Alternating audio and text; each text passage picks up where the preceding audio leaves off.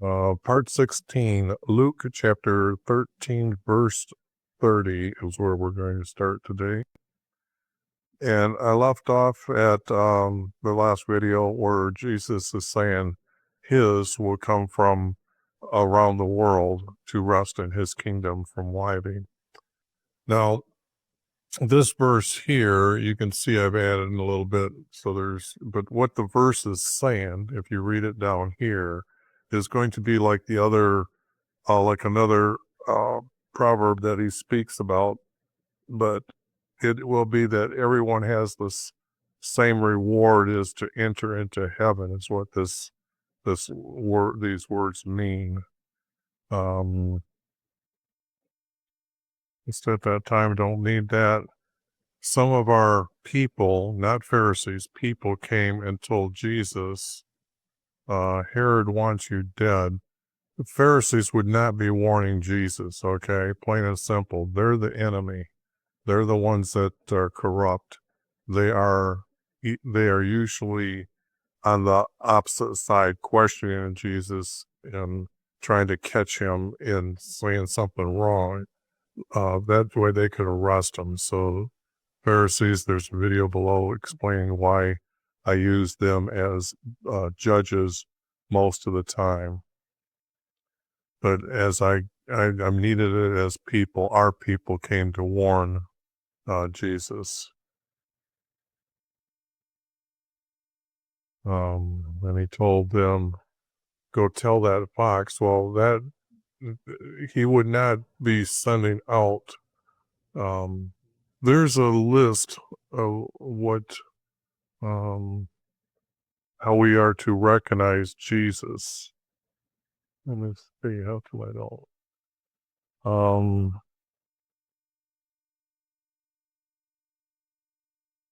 How come I'm not being able to get this?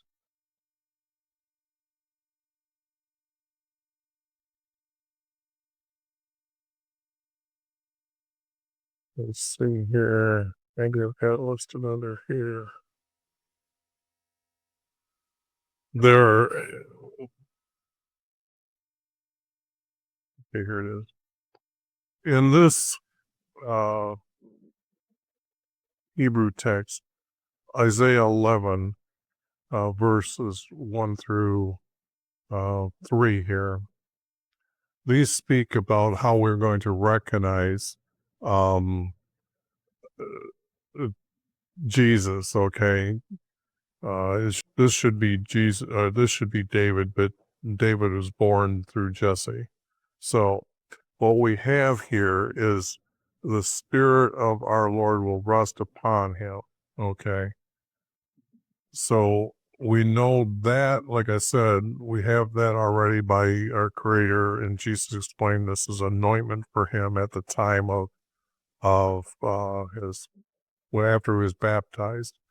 Then there's going to be this, which is very important to notice, the spirit of wisdom and the spirit of understanding, the spirit of counsel and the spirit of strength and the spirit of knowledge and fear of our Lord.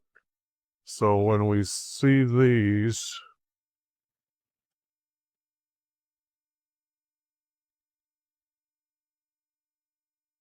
this is how we're going to recognize Jesus, okay? So he doesn't need to be this over pushy type of person. He's not trying to call one individual by calling him, go tell that fox, behold, I cast out demons, perform cures today. He's healing people tomorrow, and the third day I will reach my goal. He is not going to be going around bragging or telling them these type of words. He told them, I will keep traveling to Jerusalem.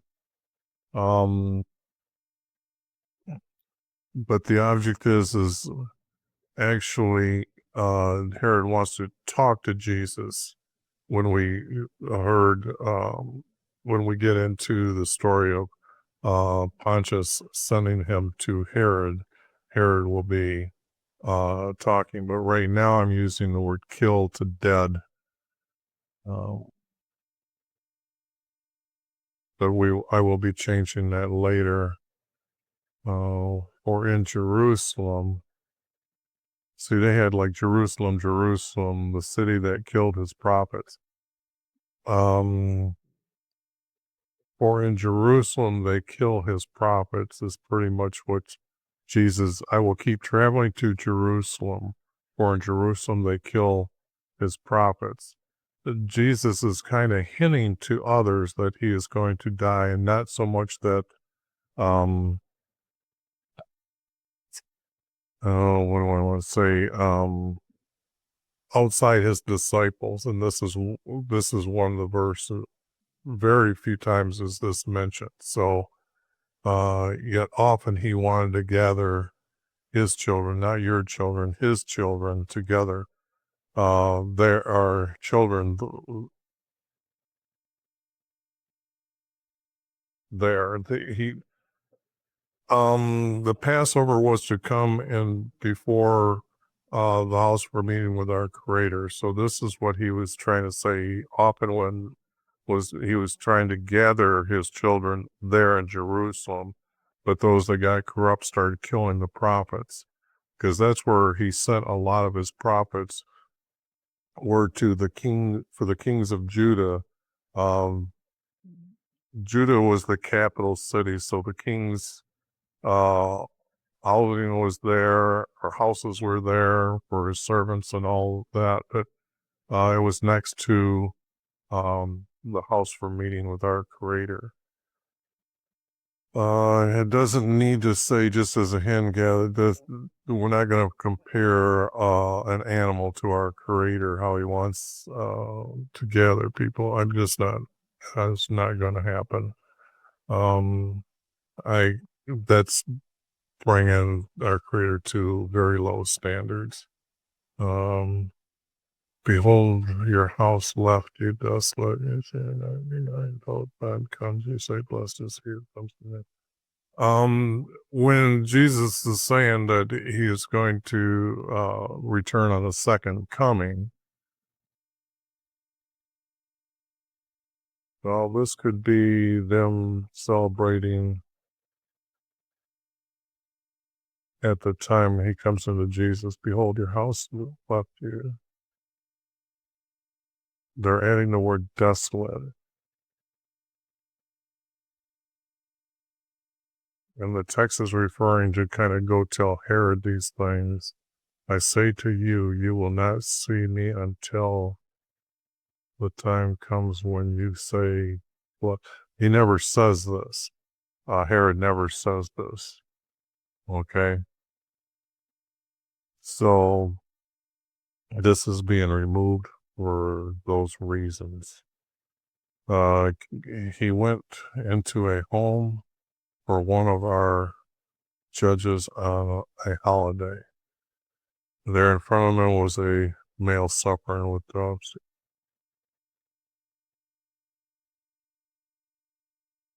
Okay, it's like this judge is setting him up. I see that what the text is saying here. And Jesus asked our lawyers and judges, is it lawful to heal on a holiday? And they kept silent, and he touched him to heal him. Then Jesus sent him away home.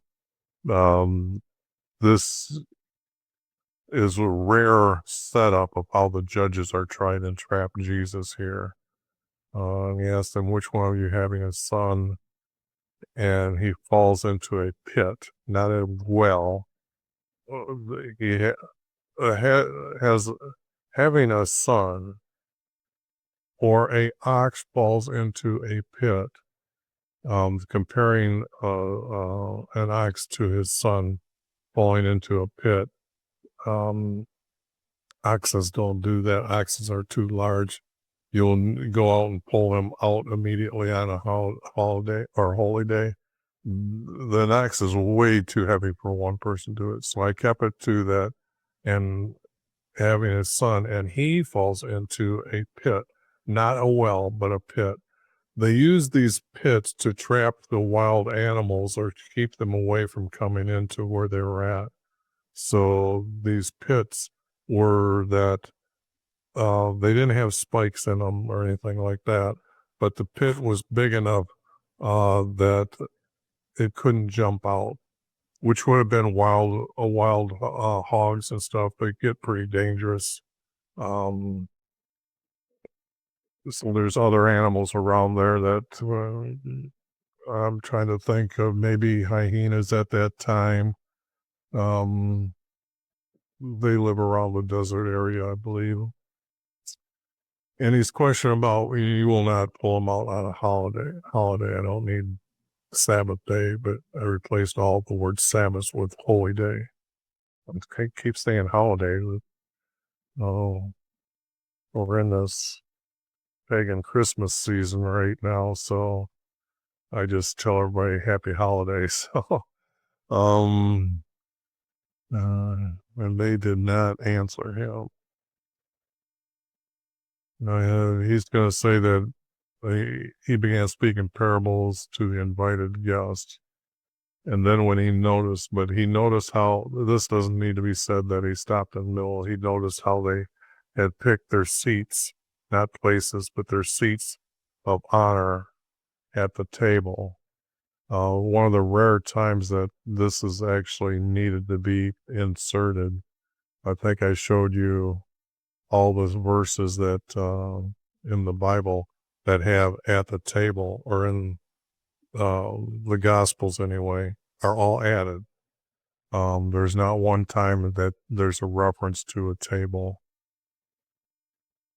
But so he told them, when you are invited to someone, that doesn't need to be a wedding feast. It just needs to be like they're being invited here.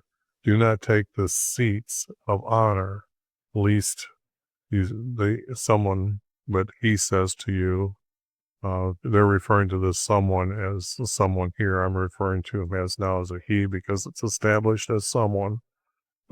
He says to you, a more distinguished guest than you has been invited.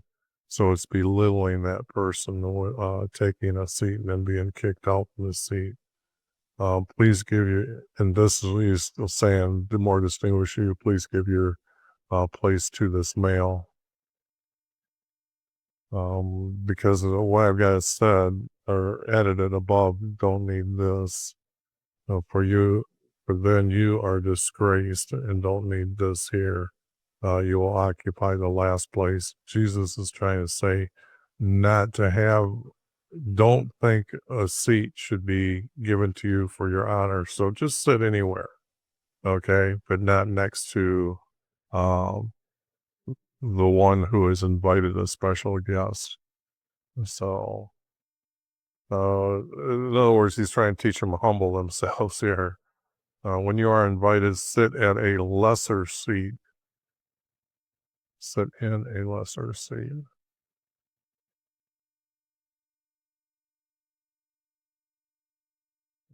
Change this to in.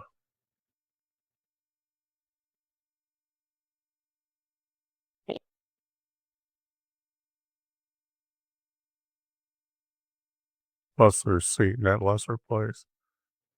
So when you have come sit by me, then you'll have an honor in the sight of everyone there. Yeah, here again at the table with you. This should have been.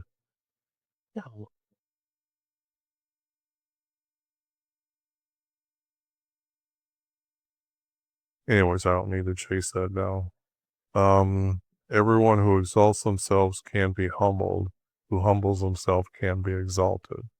So it's just a good lesson to, the lesson of that prophecy is to be humble. Okay. Oh,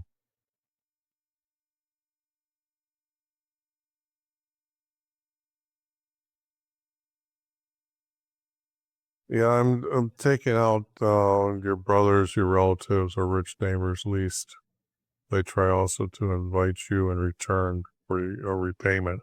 That isn't what Jesus is saying. Jesus doesn't need to say that. The story is a dinner. Do not only invite your friends, because down here is also try to invite the poor, crippled, lame, blind near you. I added the words near you. You're not supposed to go seeking them all out, just around you that you would know, and let them know that they are your neighbor, and you will be repaid. See, he's talking about how people are to repay you, and this is not, um, here it's Jesus is inviting the rich road so they can invite him and return the payment to him. That isn't what you're doing here. You aren't expecting that when you're having a dinner, and he's saying to invite others, that you may not know but live near you, but blessed us they do not have the means to repay you. This isn't what Jesus is talking about. You will be repaid for your kindness, not your righteousness, for your kindness, at the resurrection, for your kindness.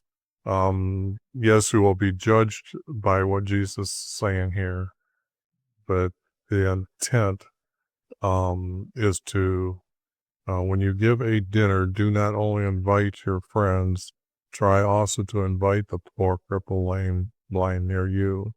You will be repaid for your kindness, and stops all the double speak and wanting to be rewarded on earth.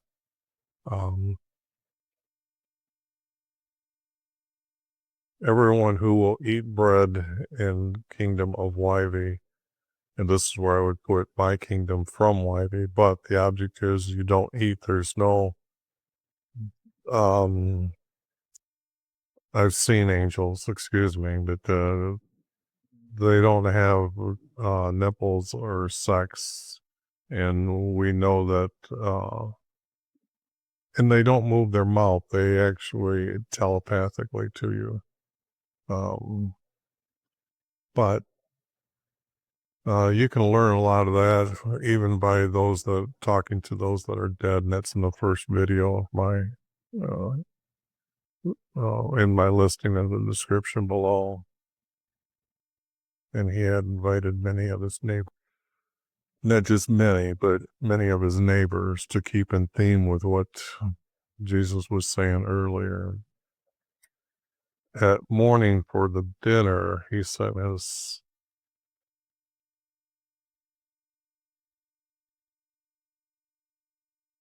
yeah, at the morning, maybe that morning for the dinner. Okay, I'm reading it wrong in my head.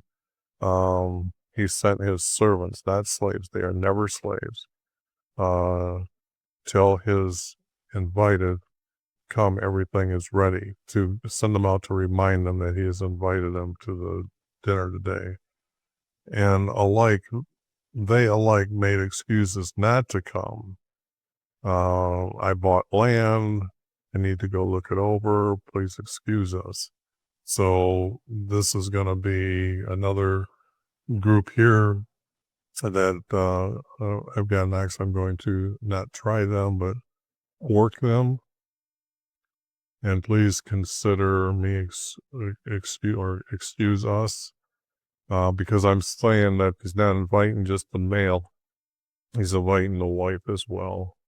So that's why I'm using the word us. We are newly married. We cannot come.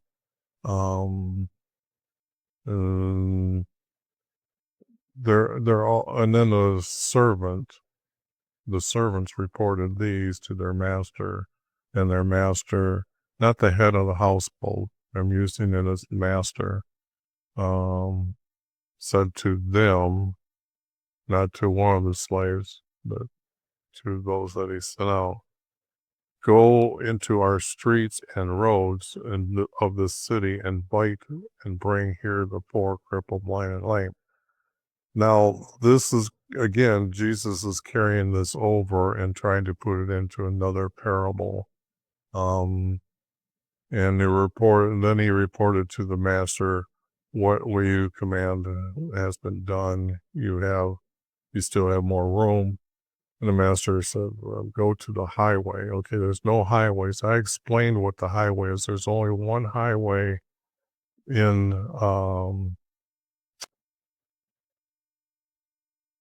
the promised land. And I'm not seeing, I should have had that draw. Oh, I have draw. I'm not seeing it in the batch.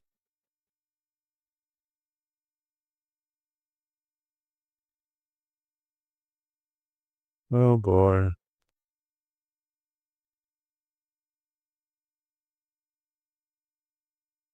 Well, let me just show you and explain what the highway is now. This is where I believe Noah landed, and this comes from the text, and how he divided the land to his sons. And we know that Canaans are here that they're going to kill, but he had 3 sons, so the one below would be Japheth's. Shem is his oldest, and if you notice how the rivers come through here, and you can't have this path of cutting, they wouldn't have this path. So there's this way of having to go through here, around here, down past here, down through here, and through here as they go through. This is the highway, okay? So when now that you know that there's only one highway, does this make sense? So go to the highway and along the trails and ask them to come to my house to be full. Because he had already sent them out around his area, we can now say that the highway, he lived close enough that now go out farther, okay? And I tell you, not one of these that had been invited will share in my dinner. Now, this is a proverb about how our Creator has established his nation and as a way for him to be able to have create a king from them who obeys him always, and he will enter into heaven, and people will be able to come to or live in heaven. There's no other way around. There is no other text tells you why you are entering, and you will have the reason to enter into heaven. So it's his promise here that he's explaining, that those that he had first established and kind of told his promises to, they refused to come. And then he says, go out on the highways, which means, like when I first started this video, Jesus said, mine will come from east, west, north, and south, and rest in my kingdom. So this is what's talking about this in a different way.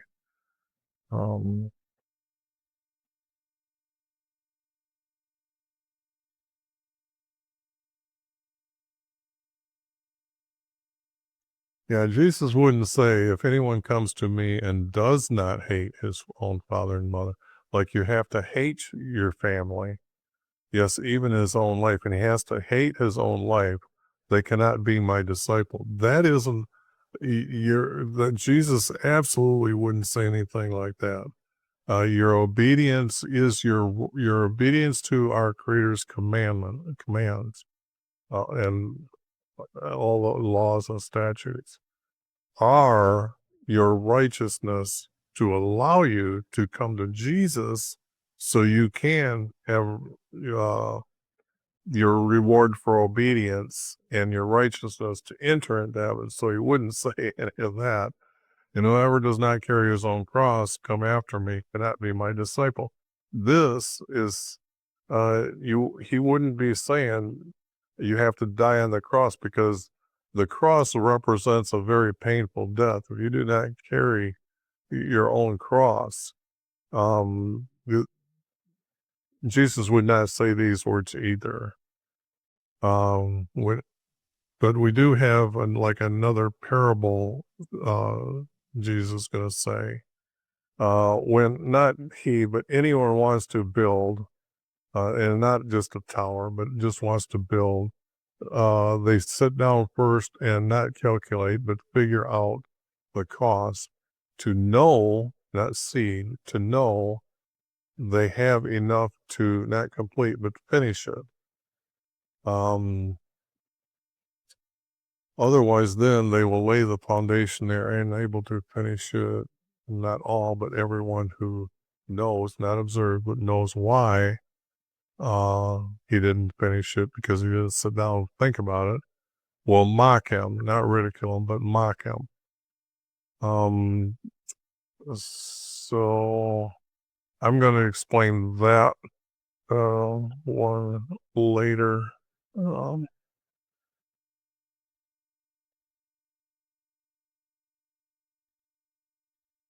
Here's another one that speaks about this, and it's relating to this one. These two are tied together. So saying, oh, that's what they were going to be mocking him, is saying, well, to mock him, that's they can mock him with other than just saying these words here. But or what king set out to battle another king? He will not first sit in council to know whether if his is stronger or his 10,000 going to encounter his 20,000. So he can send, because he needs to weigh out the situation. And if he looks like he's going to be defeated, he's saying, so you can send out, so that king can send out his officials, not a delegation, but officials, to ask his terms for peace. That way they didn't have a lot of bloodshed. It would be useless to, the king has already known that he's going to be defeated. These two are similar, but they're not the same prophecy, and I need to have the other text around it to really explain what's going on. So I will go through all these when I put the books together. So, okay.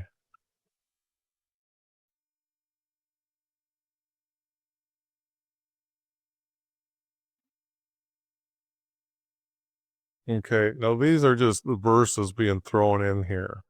And one, so therefore no one of you can be my disciple, does not give up all his possessions. That's not true. Jesus has always commanded us to obey our Creator.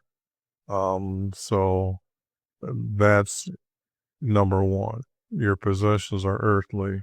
Yes, but that's part of obeying our Creator, but you're not to seek those things. This here, salt becomes tasteless, or what would good be for seasoning? Well, the only thing is we have a better text already above, but here they're putting it in the text again. And even if it's not in the videos above, it's in another book that's been done and edited.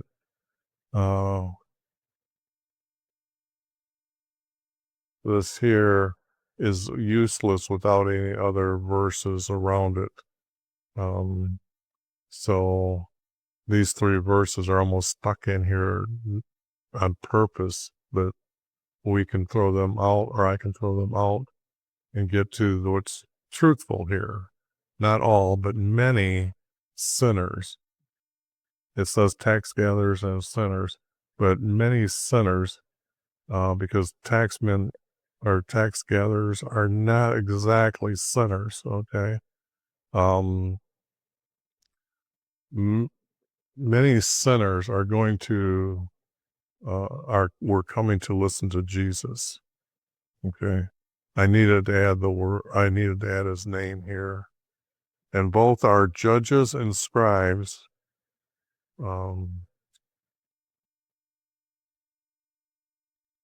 Now, this could be priests. It depends on how I group them.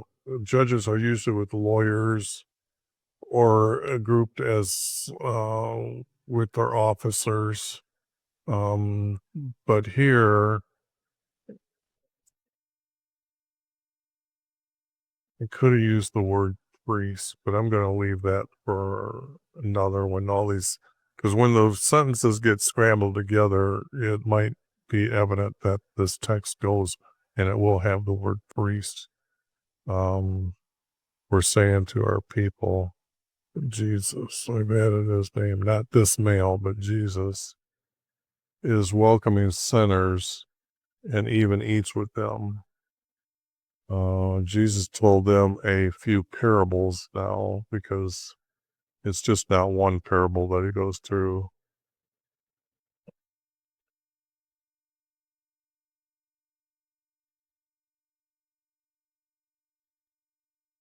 No, here, I don't need these words to have it said what's saying, but when I was editing this, it's got 100 rams.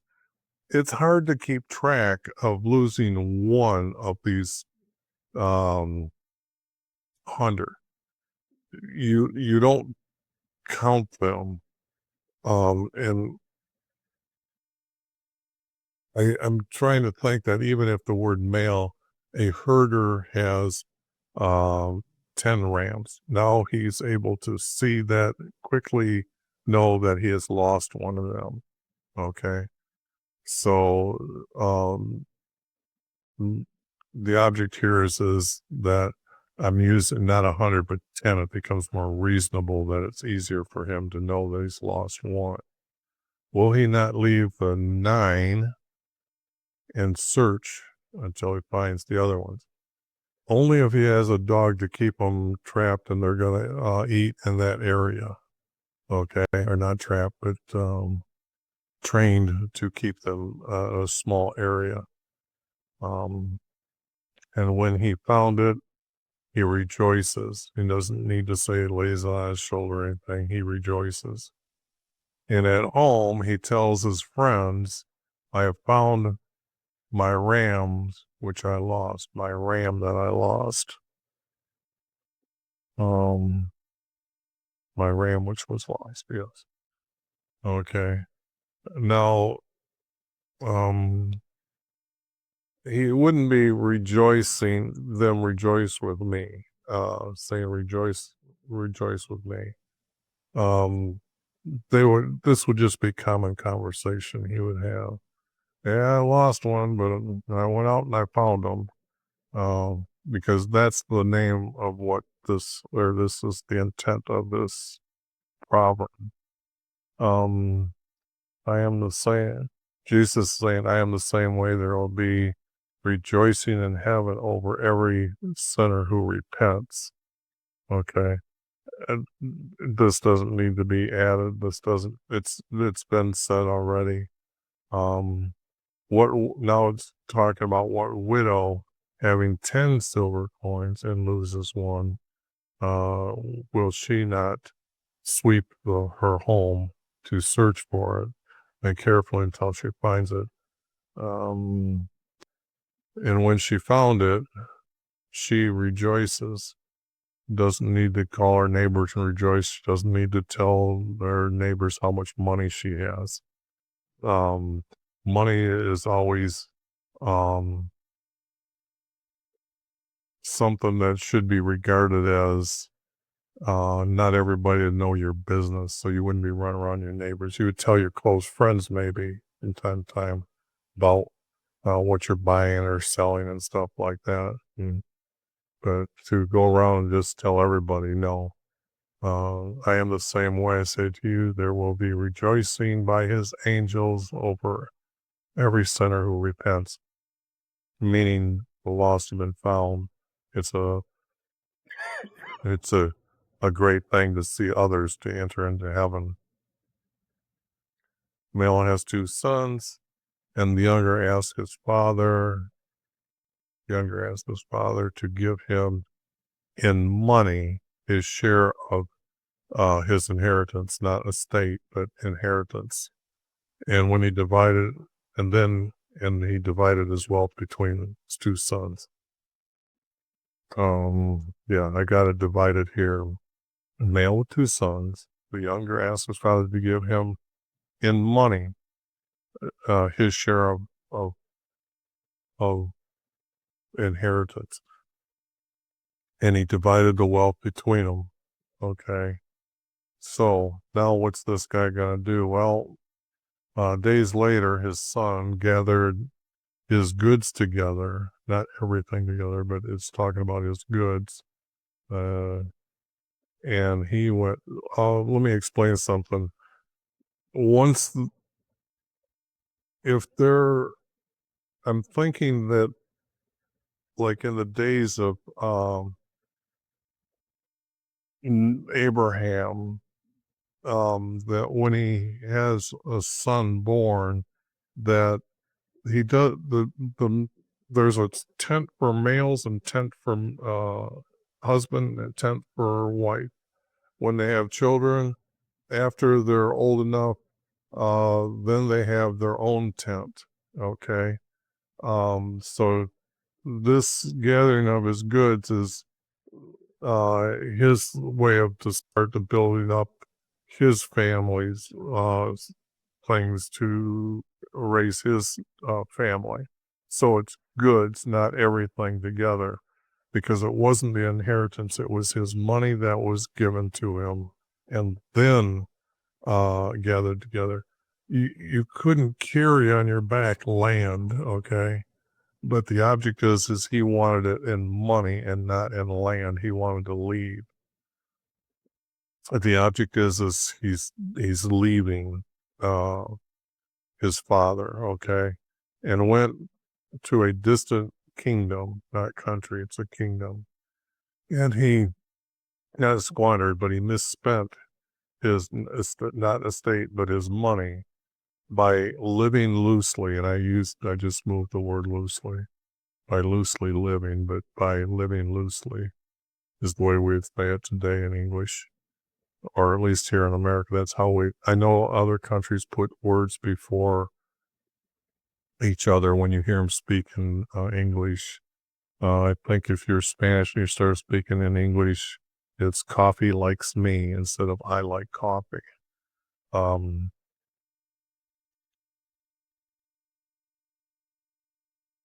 then he went to one of their richer for work.